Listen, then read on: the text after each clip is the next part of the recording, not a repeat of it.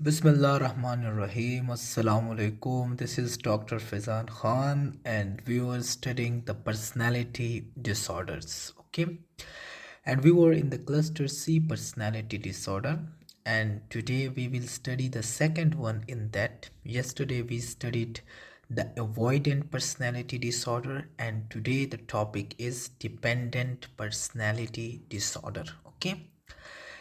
एक चीज़ आपने याद रखनी है कि इसमें डिपेंडेंसी होगी। ठीक है, जिस तरह की ये वर्ड इंडिकेट करता है डिपेंडेंट, तो इसमें एक इंडिविजुअल जो है वो दूसरों के ऊपर डिपेंडेंट होगा। डेफिनेशन इंतहाई ही ज़रूरी है, और किसी भी जो है चीज़ को समझने के लिए डेफिनेशन इंतहाई इम्पॉर्टेंट होता है। तो जिस तरह के तमाम पर्सनैलिटी डिसऑर्डर जो है ये परवेसिव पैटर्न के होते हैं। परवेसिव पैटर्न का मतलब ये है कि ये 18 ईयर्स से जब शुरू होते हैं तो ये मुसलसल जो है वो कंटिन्यूस होते हैं।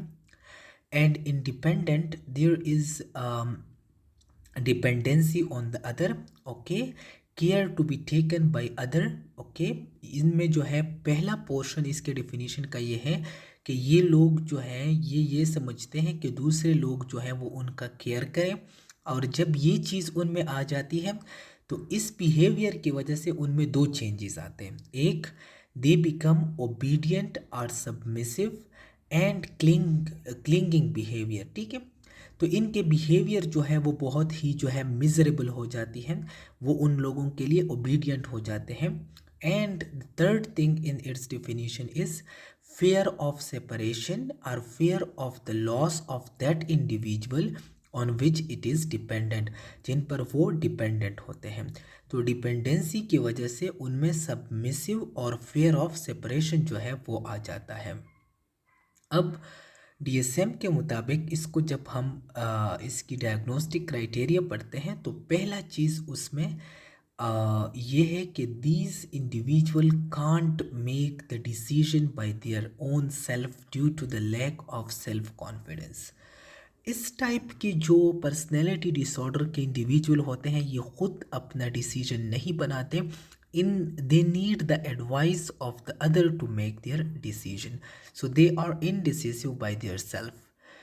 सेकेंड पॉइंट ये है कि रिस्पॉन्सिबिलिटी, फर्स्ट जो था वो डिसीजन मेकिंग था, second responsibility. They can't fulfil their own responsibilities and they assume, ये लोग ये एज्यूम करते हैं that their responsibility should be fulfilled by the other individual. तो ये देखिए ये सारी चीज़ जो है ये किसकी तरफ जा रही है, ये डिपेंडेंसी की तरफ जा रही है कि वो दूसरे लोगों पर डिपेंडेंट होते हैं। Third point is that they can't disagree with those on which they depend. ये उन लोगों के साथ डिसएग्री नहीं करते, उन लोगों के साथ जो है वो हर वक्त एग्री करते हैं। क्यों? Because of fair of separation और लॉस ऑफ सपोर्ट, क्योंकि वो ये लोग ये समझते हैं कि अगर ये इनके साथ डिसएग्री करेंगे, ये इनकी बात नहीं मानेंगे, तो ये लोग जो उनको सपोर्ट देते हैं डिसीजन मेकिंग में, जिस तरह पहला पॉइंट हमने पढ़ा उनके रिस्पॉन्सिबिलिटी को फुलफिल करने में, तो ये सपोर्ट उनसे चला जाएगा।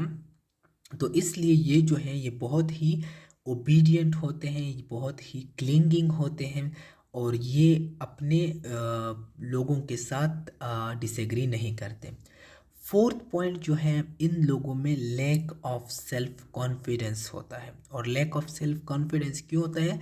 क्योंकि इन्होंने जितना भी लाइफ गुजारा होता है 18 ईयर के बाद वो सारा डिपेंडेंट गुजारा होता है, और ये इंडिपेंडेंटली कोई नया बिजनेस, कोई नया वर्क, कोई नया सेटअप, कोई नया स्टेप जो है अब वो नहीं स्टार्ट कर सकते।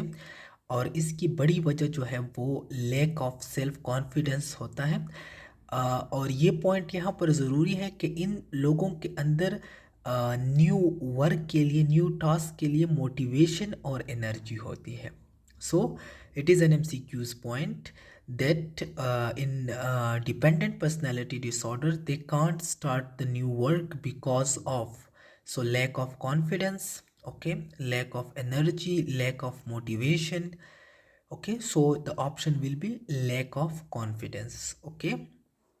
energy and motivation level is normal, okay, that is adequate, but there is lack of self confidence, and lack of self confidence is due to the dependency behavior.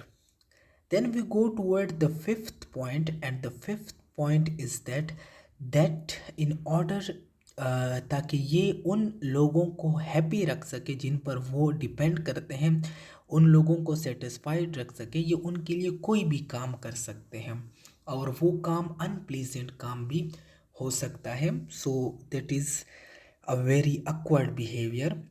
और सिक्स पॉइंट जो है वो ये है कि जब ये लोग अकेले होते हैं, अलोन होते हैं, जिन लोगों पर वो डिपेंड करते हैं वो उनके साथ नहीं होते.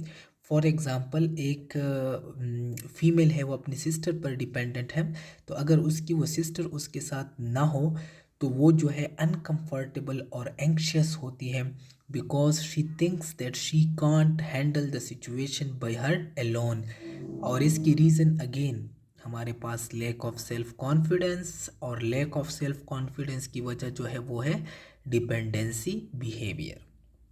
सो ये जो है ये अलोन जो है ये कंडीशन के साथ जो है कोप नहीं कर सकते, और ये अनकम्फर्टेबल और एंक्शियस होते हैं.